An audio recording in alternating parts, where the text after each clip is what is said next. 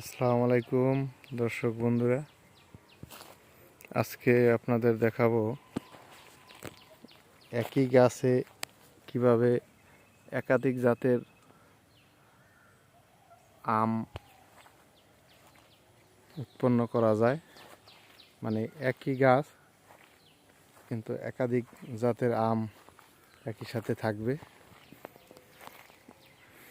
আমি একটি একটি করে আপনাদের জাত দেখাইতেছি।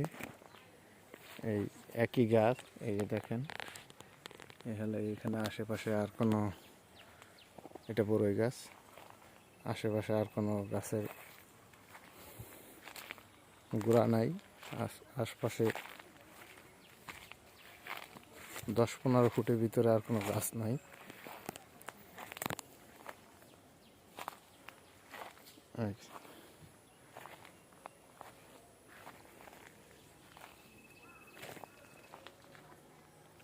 এইটা হলো গৌরমতি। এটা খুবই লেট ভ্যারাইটির আম।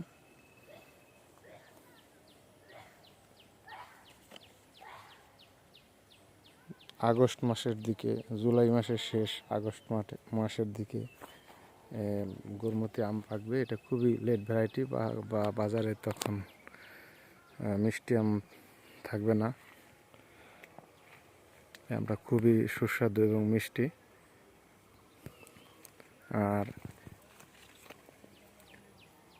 এই একটা আম, এটা একটা থাই জাতের আম। এই জাতটার নাম এখানে আমার মনে পড়তেছে না।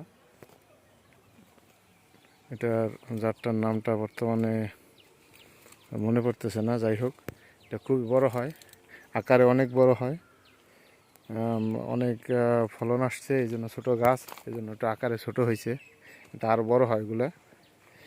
আর এই যে এই পাশে আছে, এটা হলো সূর্যের ডিম, মিয়াজাকি যে আম, সে আম।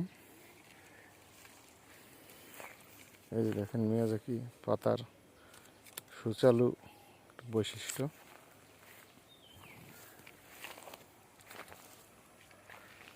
মিয়াজাকি থাই, এই বিগ সাইজের আম। গৌরমতি, আর এখানে আছে থাই 12 মাসি একটা জাত।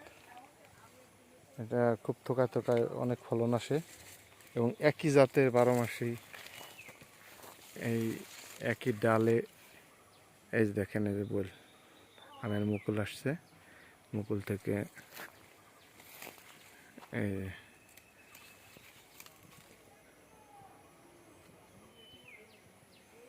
গুটি আসতেছে।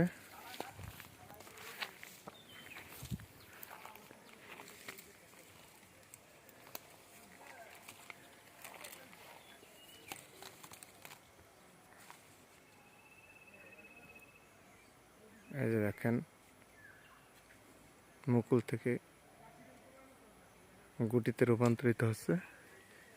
এটা খুবই, শীতের আগে এই আমটা পাওয়া যাবে একই গাছে। মোটামুটি প্রায় 8 থেকে 9 মাস এই গাছে আম থাকবে। বছরব্যাপী মোটামুটি আমের চাহিদা পাওয়া যাবে যদি একই গাছে মোটামুটি একাধিক 3 থেকে 4টে ভ্যারাইটি আম দেওয়া যায়।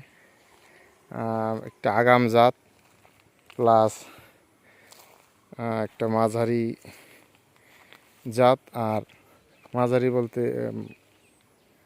জুন জুলাই মাসে পাকবে এরকম একটা জাত। আর অত্যন্ত লেট ভ্যারাইটির একটা জাত যদি দেওয়া যায়, তাহলে মোটামুটি যাদের জায়গা কম, অল্প জায়গা, একাধিক জাতের আম গাছ লাগানোর জায়গা নাই, অথবা ছাদ বাগান, তারা এই টিপসটি ফলো করতে পারেন যে একই গাছে একাধিক জাতের আম থাকবে। তাহলে কয়েকটি স্বাদের আম মুখ করতে পারবেন একই সাথে। যাই হোক, আর বড় করব না। সবাইকে ধন্যবাদ। এরকম আরও সুন্দর সুন্দর ভিডিও পাওয়ার জন্য আরশ অ্যাগ্রো ফার্মের চ্যানেলটি সাবস্ক্রাইব করবেন। ধন্যবাদ। আসসালামু আলাইকুম।